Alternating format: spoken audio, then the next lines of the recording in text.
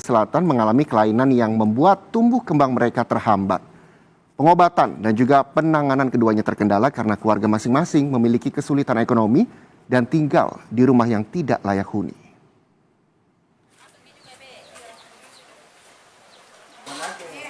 Bangunan berlantai tanah di lingkungan Malisu, Kelurahan Cempaniga, Kecamatan Camba, Maros, Sulawesi Selatan ini adalah rumah bagi Aisyah Syakila Ando, seorang bocah berusia 1 tahun 1 bulan yang mengalami kelainan sejak lahir.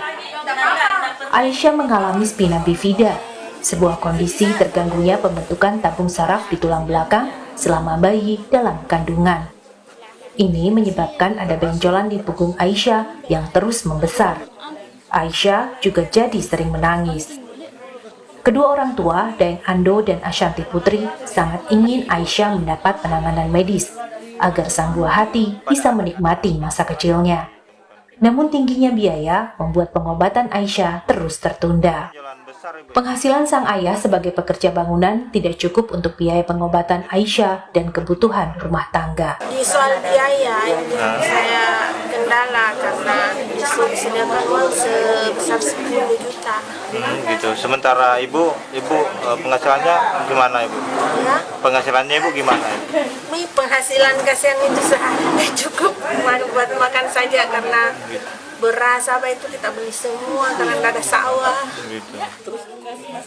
Seorang saudara Aisyah yang tinggal tidak jauh juga mengalami kelainan sejak kecil.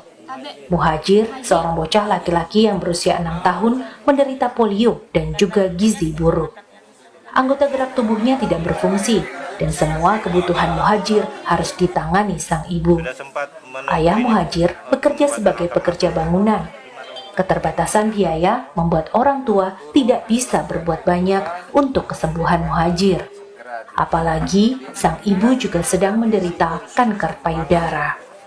Setelah sekian lama mengalami kondisi memprihatinkan, kini kedua bocah mendapat perhatian dari Panglima Kodam 14 Hasanuddin, Maijen Andi Muhammad. Saya kebetulan dilapori, ini bagian dari tanggung jawab kita sebagai TNI khususnya Angkatan Darat. Saya tanya pekerjaan orang tuanya ya buruh harian, nggak mampu. Lihat kondisi rumahnya juga masih berlantaikan tanah.